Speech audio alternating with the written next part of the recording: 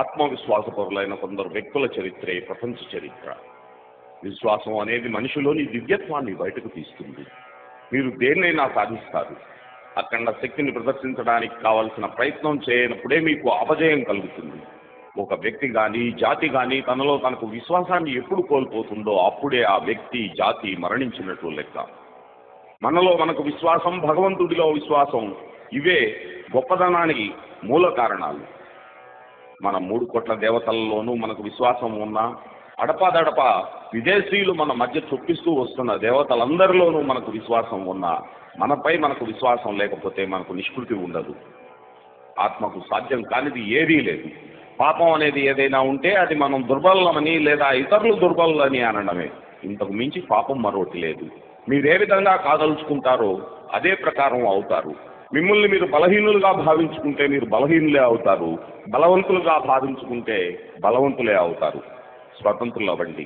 ఎవరి నుండి ఏమీ ఆశించవద్దు. ఒక్కసారి మీరు మీ జీవితాలను సింహావలోకనం చేసుకుంటే ఏనాడు లభించని అన్యుల సహాయానికై వృధాగా శ్రమపడినట్లు అర్థమవుతుంది. మనకు కావలసిన లభించే సహాయం అంతా మనలో నుండే లభించిందనేది నిర్వివాదాంశం. నాకు చేత కాదు అని ఏనాడు అనుకోవద్దు. మనం అపార శక్తివంతులం. మన ఆత్మశక్తితో పోలిస్తే ప్రకృతి, కాలం, ప్రదేశం ఇవన్నీ చాలా అల్ప విషయాలు.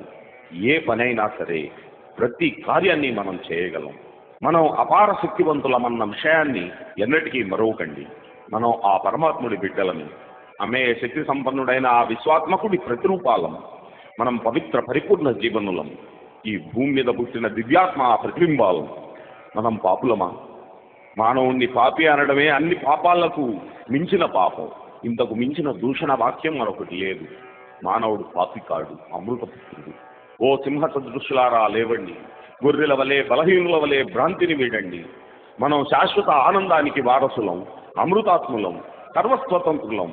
పోరాటాలను, పొరపాట్లను ఎన్నడూ పట్టించుకోవద్దు. అపజయాలను, వెలుకంజలను అసలే పట్టించుకోవద్దు. సదా మీ ఆదర్శాలనే అంటిపెట్టుకోండి. ఎన్నిసార్లు అపజయం పొందినా సరే పట్టు వదలక గమ్యాన్ని చేరే వరకు ప్రయత్నిస్తూనే ఉండండి.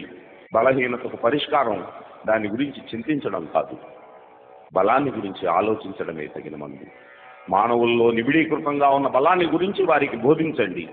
ఉపనిషత్తులన్నీ ఎలుగెత్తి చాటే ఒకే ఒక్క పదం నిర్భయత్వం. వేదాంతాలన్నీ ఉపదేశించే ఏకైక మంత్రం నిర్భయత్వం. మీరు జాగ్రత్తగా గమనిస్తే నేను ఉపనిషత్తుల నుండి తప్ప దేని నుండి ఉదహరించడం లేదని గుర్తించగలరు. వేదాంతాలన్నిటిలోనూ సారాంశం బలం. ఈ ఒక్క మాటలోనే సారాంశం అంతా ఇమిడి ఉంది. యువకులకు నేను ఇచ్చే సలహా ఒక్కటే, బలవంతులై ఉండండి. బలహీనులుగా ఉండి భగవద్గీత పఠించడం కంటే బలవంతులై ఫుట్బాల్ ఆడేవారిని భగవంతుడు దగ్గరకు తీస్తాడు. మీ కండలను బలవంతంగా చేస్తే భగవద్గీతను మరింత బాగా అర్థం చేసుకోగలరు. బలమే ప్రాణం, బలహీనతే మరణం. బలమే సంతోషం, శాశ్వతం, అమృత జీవనం. బలహీనతే ఎడతెగని ప్రయాస, దుఃఖం. బలహీనతే మరణం. విజయాన్ని సాధించాలంటే అద్భుతమైన పట్టుదల, సంకల్ప బలం ఉండాలి. పట్టుదల గల వ్యక్తి నేను ఈ సముద్రాన్ని దాటగలను, కొండలను పిండి చేయగలను అని అనగలడు. ఈ రకమైన సంకల్ప బలాన్ని, శక్తిని కలిగి కష్టపడి పనిచేస్తే మన గమ్యాన్ని మనం తప్పక చేరగలం. బలమైన, ఉత్సాహవంతులైన, శక్తివంతులైన, విశ్వాసపాత్రులైన యువకులు 100 మంది లభిస్తే ఈ ప్రపంచ చరిత్రను మార్చవచ్చు. భేరీలు, సూర్యనాదాలు, డంకా నగారాలు, వీటి ఘోషను వినండి. మన బాలురులో శక్తిని, ఉత్సాహాన్ని, సమర శంఖారావాన్ని పూరించండి. తిని కూర్చుని వృధాగా కాలక్షేపం చేసే అజ్ఞాన జీవనం కంటే మరణమే మేలు. పరాజయం పొంది మనుగడ సాగించడం కంటే రణరంగంలో ప్రాణాలు అర్పించడం ఉత్తమం. అకర్మణ్యతను మీ నుండి పారద్రోలండి. రండి, వీరోచిత కార్యాన్ని ఏదైనా చేద్దాం. మనస, వాచ, కర్మణ త్రికరణ శుద్ధిగా తాము చేసే పరోపకార కార్యాల ద్వారా ప్రపంచాన్ని సంతోషపరిచేవారు.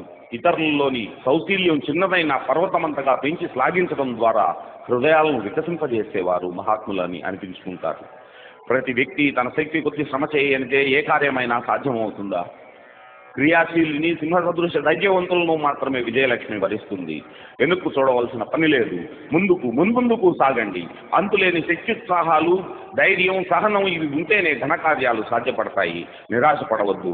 మీరు నడిచే బాట కంటకావృతమైన, కీకారణ్యమైన వెనుకడుగు వేయవద్దు. లేవండి, మేల్కోండి, మీ గమ్యాన్ని చేరండి. గీతలో శ్రీకృష్ణ పరమాత్ముడు సైతం అర్జునులకు ఉపదేశించిన ఉపదేశం ఇదే.